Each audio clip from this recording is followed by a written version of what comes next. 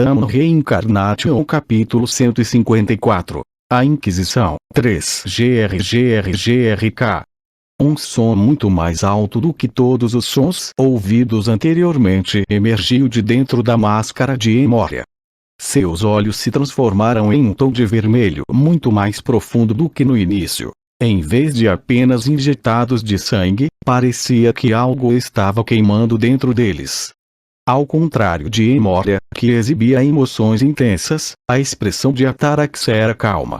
Ele sorriu enquanto olhava entre a espada sagrada, mergulhada no chão, e Eugene, parado ali com os braços cruzados. Finge ser filho, você fala. Sir Eugene, você pode ser a única pessoa que ousaria dizer tal coisa a um inquisidor do Maleficarum. Atarax disse com calma surpresa. Eugene retrucou.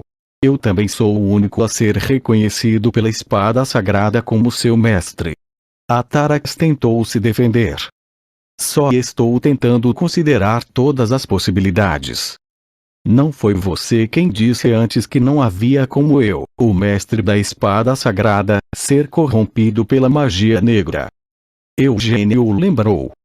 Permitir que Hector escapasse é diferente de ser corrompido pela magia negra. Argumentou Atarax. Se continuarmos indo e voltando assim, nunca vai acabar. Você está tentando de alguma forma me forçar a fazer uma confissão. Eugene perguntou com um sorriso malicioso enquanto olhava para Atarax. Está parecendo que você acha que descobriu uma grande conspiração e agora está se precipitando para tentar ganhar renome. Não tem como ser esse o caso. Atarax negou a acusação enquanto recuava com um encolher de ombros. Por enquanto, vou apenas aceitar. Farei o possível para acreditar que a fuga de Hector Lyonheart realmente não teve nada a ver com você, Sir Eugene. Na verdade, se você quiser provar sua inocência com certeza, existe. Você quer usar confissão em mim, certo? Eugene interrompeu. Você já sabia disso. Só sei que é um método cruel de interrogatório que despedaça a mente da vítima. Atarax riu. Não há necessidade de se preocupar com o perigo disso. Porque os especialistas do Maleficarum são melhores do que qualquer outro no Império Sagrado quando se trata de interrogatório. Não é como se pretendêssemos cavar muito fundo, só queremos a verdade sobre o que aconteceu 5 dias atrás, então não deve haver efeitos colaterais da investigação. Já esqueceu o que acabei de dizer? Eugene perguntou enquanto gesticulava com o queixo, apontando para a espada embutida na frente dele. Se você está descontente comigo ou sente que quer começar uma discussão, então estou lhe dizendo para vir aqui e sacar a espada sagrada primeiro. Essa é uma proposta bastante interessante. Atarax finalmente murmurou enquanto seu olhar se voltava para Emoria. Emoria, que estava olhando para Eugene com seus olhos vermelhos sangue, caminhou até a espada sagrada até que ela estivesse ao alcance do braço. Os cantos dos lábios de Eugene se torceram em um sorriso quando ele encontrou o olhar intenso de Emoria. GRK. Veio o som por trás da máscara de Emoria. Tal som parecia muito alto e agudo para ser feito apenas por ranger os dentes. Eugene inclinou a cabeça para o lado em curiosidade enquanto olhava para Emoria. Você não parece uma pessoa fera, mas seus dentes poderiam ser tão terríveis quanto os de uma fera? Eugene observou. Minha discípula está cumprindo um voto de silêncio, então ela não pode usar a voz. Atarax explicou no lugar de Emoria. Então ela fez um voto de silêncio. Eugene soltou um bufo e recuou. A mão de Emoria, coberta por uma luva preta, estendeu-se em direção à espada sagrada. Mas no momento em que seus longos dedos estavam prestes a tocar o punho da espada, flash! As chamas da espada sagrada envolveram a mão dela. No entanto, Emoria não entrou em pânico nem soltou um grito. Ela calmamente retirou a mão e então sacudiu a chama que envolveu sua luva. A pele de Emoria ficou visível através das rachaduras que a chama queimou na luva. Sua coloração parecia pálida e sem sangue. Emoria sentiu o olhar de Eugênie sobre ela. Então tirou a luva e levantou a mão como se o convidasse a olhar mais de perto. Sua pele era pálida, mas fora isso, não havia nada de especial nela. GRRK. O rangido foi ouvido mais uma vez quando Emoria começou a acenar com a mão entre Eugênie e ela. Isso é língua de sinais. Eugênie finalmente percebeu. Ela está perguntando se você achava que ela era uma vampira. Traduziu Lovelha. Sem tentar evitar o olhar penetrante de Emoria, Eugênie respondeu. Ela parece estar querendo chamar atenção, com o quão alto está rangendo os dentes, e o som sendo bastante agudo. Seus olhos são vermelhos, sua pele é branca e ela usa chapéu, um manto e até luvas. Isso não é motivo suficiente para suspeitar dela. Suspeitar que um inquisidor seja um vampiro. Murmurou Atarax. Infelizmente, o Maleficarum é uma organização mais conservadora do que você parece pensar, Sir Eugênie. Então demônios como vampiros não podem ser aceitos como inquisidores. Eugênie notou algo. Isso significa que eles podem ser aceitos para outros cargos que não o de inquisidor. Isso mesmo, porque até mesmo um povo demônio tem o direito de se converter. Se eles realmente desejam servir ao Deus da Luz como seus sacerdotes, por que não batizá-los e permitir que sirvam como evangelistas da luz? Atarax disse com um sorriso enquanto dava um tapinha no ombro de Emoria. Mesmo Emoria, cuja fé é tão forte, é incapaz de segurar a espada sagrada como esperado da espada sagrada. E você? Desafiou Eugênie. Se eu tentar inutilmente estender minha mão para ela, tudo que posso conseguir é uma mão queimada. Receio não ter nenhum desejo de ser humilhado assim. Disse Atarax enquanto se virava e caminhava até o local onde Hector havia desaparecido. Então, enquanto olhava para o solo ainda flutuando no ar, ele continuou falando. De qualquer forma, confirmamos que Hector Lyonheart escapou daqui sem morrer. Tal teletransporte de longo alcance só um arquimago seria capaz de tal coisa. Lovelion entrou na conversa com os olhos semicerrados. Para realizar um teleporte, você precisa calcular as coordenadas de um ponto de chegada dentro do seu campo de visão e saltar para lá. Contanto que seja capaz de realizar esses cálculos com precisão, não é um feitiço muito difícil ou complicado. No entanto, o teletransporte de longo alcance é uma questão totalmente diferente. Atarax o corrigiu ligeiramente. Esta foi uma dobra que conectou os portais em ambos os lados de um teletransporte. É um pouco diferente de um feitiço de teletransporte. Para este tipo de teletransporte, o usuário precisava de um guia. Se a árvore do mundo, por exemplo, fosse o guia, seria possível se teletransportar para a árvore do mundo de qualquer lugar do mundo usando uma de suas folhas. A menos que possamos descobrir o que Hector usou como meio para a dobra, não temos como saber para onde ele se teletransportou. Declarou Atarax. No entanto, quantos magos no mundo conseguem fazer tal teletransporte? Melkita apontou com um sorriso quando começou a contar nos dedos. Em primeiro lugar há os 5 mestres de torre em Arot. Depois, há Trempel Vizardo, comandante da divisão de magos da corte. Então, até onde eu sei, nenhum outro deveria ter alcançado o 8º círculo entre todos os magos pertencentes a outras nações. Acabei de deixar o Palácio Real de Kiel esta manhã. Revelou Gilead. Que eu ainda não tenho um arquimago do 8º círculo. Essa resposta fez com que os cantos dos lábios de Melkit subissem até as maçãs do rosto. Não é por isso que Arot é conhecido como o Reino da Magia, não importa o que. Afinal, incluindo os mestres de torre, o reino tem 6 arquimagos. Se a guerra estourasse, não seria possível para Arot unir o continente por conta própria. Melkit declarou com orgulho. Lovelian falou. Os mestres de torre não são obrigados a participar, caso Arop escolha iniciar qualquer guerra de conquista. Se Arop começasse tal guerra, então talvez todos na Torre Mágica Vermelha, inclusive eu, escolheriam deixar Arop. Isso vale para mim também, mas, Melkip continuou falando com uma risadinha. Deixando de lado Arop, o único lugar com magos capazes de um teletransporte como esse é Elmut. Há o pessoal do encarceramento, Edmund Kudret, e alguns outros demônios de alto escalão. Lovelian continuou o tópico. A Rainha dos Demônios da Noite e o Dragão Negro. Esses são os dois mais famosos do último grupo. Enquanto mencionava o Dragão Negro, Lovelian deu uma olhada em Eugene. Lovelian foi o responsável por investigar Raizakia em nome de Eugene.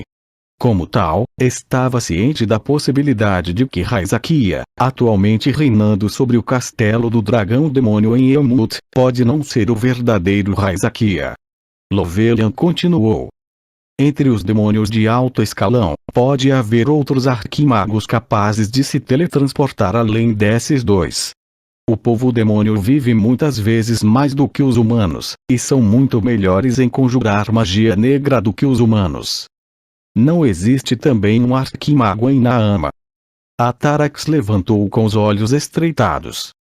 A mestra do deserto, Amélia Mervin. Estamos cientes de que a situação entre Kiel e Naama está instável há vários anos. Enfraquecer o poder de Kiel promovendo a divisão interna dentro do clã Lhoniate de Kiel soa como algo que Naama, que engoliu Turas enquanto culpava as tempestades de areia, faria. Além disso, Amélia Mervin também é uma maga negra que fez um contrato com o Rei Demônio. Pode ser, mas o Rei Demônio do encarceramento não deve ser aquele que apoia Hector e lhe dá ordens. Eugene continuou como uma expressão séria. Porque um caso como este é muito trivial para um Rei Demônio sequer prestar atenção. Em primeiro lugar, o Rei Demônio do encarceramento sentiria qualquer necessidade de ressuscitar os Reis Demônios que morreram 300 anos atrás por lealdade a eles. Hesitante, Atarax respondeu. Bem, você não acha que está sendo um pouco definido demais? Senhor Atarax. Eu também tenho sido um estudante diligente de história desde que era jovem. Os Reis Demônios nunca cooperaram entre si. De 300 anos atrás até agora, os Reis Demônios sempre competiram para ver quem poderia causar o colapso de mais nações e quem poderia aumentar mais seu território e poder. Afirmou Eugene com confiança. Claro, Eugene não tinha realmente estudado história. Ele viveu bem no meio dessa história, então não havia necessidade de estudá-la. Mesmo quando os 3 reis demônios foram mortos, os reis demônios restantes nunca cooperaram entre si. Embora todos fossem chamados coletivamente de reis demônios, não havia nenhum senso de camaradagem entre eles. O rei demônio do encarceramento realmente se envolveria pessoalmente, fazendo esse tipo de esquema para reviver os reis demônios falecidos e dividir o clã Lhoniate. Que razão um rei demônio poderia ter para fazer isso? Como um inquisidor, particularmente um do Maleficarum, você deveria saber disso. O rei demônio é uma existência que não precisa fazer algo assim. Eugene disse com um sorriso de escárnio. O rei demônio do encarceramento teria algum motivo para tentar separar o clã Lhoniate.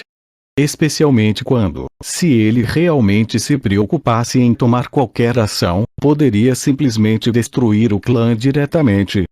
Da mesma forma, havia alguma necessidade dele tentar realizar secretamente este ritual para ressuscitar os falecidos reis demônios? Afinal, ele poderia apenas realizar o ritual abertamente enquanto eliminava todos os que ousassem interferir. Então não acho que o rei demônio tenha algo a ver com isso. Concluiu Eugene. Os que estavam atualmente sob suspeita eram os 3 magos negros que assinaram um contrato com o rei demônio do encarceramento, os arquimagos de Arot e alguns demônios de alto escalão. Tendo escapado das consequências deste incidente, Hector Lyonheart não deve mais poder viajar pelo continente em paz. Atarax raciocinou. Porém, se ele fugiu para um lugar sem ordem pública, é outra história. Mesmo os olhos de luz, espalhados por todo o continente, não conseguem compreender totalmente um lugar sem lei como a Floresta Samar. Eugênie perguntou em dúvida. Então você está dizendo que Hector pode ter fugido para Samar? Acho que há uma possibilidade bastante significativa de que sim. Sir Eugênie, ouvi dizer que você desenvolveu um bom relacionamento com a tribo Zoran, uma das grandes tribos de Samar. Você não poderia pedir ajuda para eles? Atarax propôs com um sorriso enquanto olhava para Eugênie. Com essa menção à tribo Zoran, Eugênie lembrou-se de Evatar, o herdeiro da tribo que o havia escoltado em sua saída de Samar. Já que a floresta é tão grande, deve ser muito difícil encontrar alguém específico, Eugênie apontou com relutância. Cabe a você, Sir Eugênie, como fazer tal pedido. Atarax disse com um encolher de ombros. Dependendo do seu desejo, você pode pedir que capturem ou matem o fugitivo, Hector Lyonheart. E o que o Maleficarum fará? Como Hector Lyonheart estava envolvido neste ritual, é claro que também faremos o possível para persegui-lo. E para isso estaremos utilizando os olhos de luz espalhados pelo continente. O Deus da Luz tinha um número verdadeiramente grande de seguidores. Meus mais profundos arrependimentos. Atarax desculpou-se enquanto tirava a barretina que usava e inclinava a cabeça para eles. Parece que não conseguimos esclarecer nada. No entanto, lamentamos sinceramente a tragédia que aconteceu aqui. É uma desgraça. Admitiu Klein enquanto soltava um profundo suspiro. Já que não há mais nada para investigar aqui, e você verificou tudo o que podia, por que não voltamos para o castelo agora? Já que você também tem que entrevistar as crianças envolvidas neste incidente. Obrigado pela compreensão. Atarax parou de falar abruptamente e virou a cabeça. Então, enquanto olhava para Emoria, ele soltou uma risada baixa e murmurou. HM de fato. Qual é o problema? Eugênie perguntou como uma expressão dissimulada. A verdade é que ele já havia adivinhado o que poderia acontecer em breve. Enquanto a conversa estava acontecendo, Emoria continuou a olhar para Eugênie e a espada sagrada. Enquanto seu olhar não estava tão cheio de hostilidade como antes, Eugênie sentiu uma motivação familiar e desejo de vitória vindo de Emoria. Atarax disse. Parece que ela quer confirmar por si mesma, porque você foi reconhecido como um mestre da espada sagrada, Sir Eugênie. Mas me parece que você também pode compartilhar desse mesmo desejo, Sir Atarax. Eugênie perguntou. Não vou negar. Porque não é apenas no Império Sagrado, todos neste continente já ouviram os contos de fadas da espada sagrada Altair e o herói escolhido para empunhá-la desde que eram jovens. Atarax admitiu como uma risada baixa enquanto se aproximava de Emoria. Claro, também há alguma insatisfação. Insatisfação. Eugênie repetiu. Atarax explicou. Os Lyonhearts mantiveram a espada sagrada em sua posse nos últimos 300 anos sem nunca devolvê-la ao Império Sagrado. Desde o Grande Vermouth, ninguém no clã Lyonheart foi capaz de se tornar o mestre da espada sagrada. No entanto, e se a espada sagrada tivesse sido devolvida ao Império Sagrado? Não poderia ter sido possível para um de nossos jovens devotos excepcionais ter se tornado o mestre da espada sagrada durante esse tempo. Isso pode ter sido possível, mas não acho que aquele jovem devoto e excepcional seria você. Eugênie disse com um sorriso malicioso enquanto inclinava a cabeça. Além disso, o fato é que até o Papa de Uras reconheceu minha identidade como um mestre da espada sagrada. No entanto, Sir Eugene, você nem mesmo acredita no Deus da Luz, nem é cidadão de Iuras. Então o que você propõe fazer sobre isso? Atarax respondeu calmamente. Não estou tentando dizer que devemos tirar a espada sagrada de você. Não é como se isso fosse possível. Eugene bufou. É só que eu gostaria de perguntar se você estaria disposto a atender ao desejo de minha discípula. Atarax pediu enquanto colocava a mão no ombro de Emoria. Você concorda com uma luta leve? Comigo usando a espada sagrada? Se você precisar. Acho que não há necessidade disso. Negou Eugene com uma risada enquanto tirava o manto das trevas. Mer rapidamente colocou a cabeça para fora do manto com esse movimento e protestou. Sir Eugene. Seu corpo ainda não está. Está bem, está bem. Vai ser apenas uma luta leve, então. Eugene riu da preocupação de Mer enquanto jogava o manto no chão. Melkit, que estava observando silenciosamente de lado, gritou com essa ação e correu para Eugene. Não deixe cair no chão. Melkit gritou. Você vai sujar. Embora ainda faltassem alguns anos até que Eugene tivesse que devolvê-lo, Melkit não desejava ver seu precioso manto deixado neste chão sujo. Ignorando Melkit, Eugene perguntou a Atarax. E as armas? Atarax respondeu. Emoria não usa nenhuma arma em particular. Ah, então o corpo dela é uma arma ou alguma coisa clichê assim. Tudo bem então. Parece que você a treinou bem. Avaliou Eugene. Por favor, não subestime muito minha discípula. Atarax o advertiu. Não é você que está me subestimando. Eugene rebateu com um largo sorriso enquanto balançava os pulsos. Parece que vocês dois não perceberam isso completamente, mas aquele de quem você está questionando as qualificações é o maior gênio da história do clã Lionheart desde a época de nosso ancestral fundador. Eu também sou o mestre da espada sagrada e a caixa e aquele que derrotou os remanescentes dos reis demônios. Sir Eugene, admito que você é bastante impressionante, mas como sua familiar disse agora há pouco, não é verdade que seu corpo ainda não se recuperou completamente. Atarax lembrou.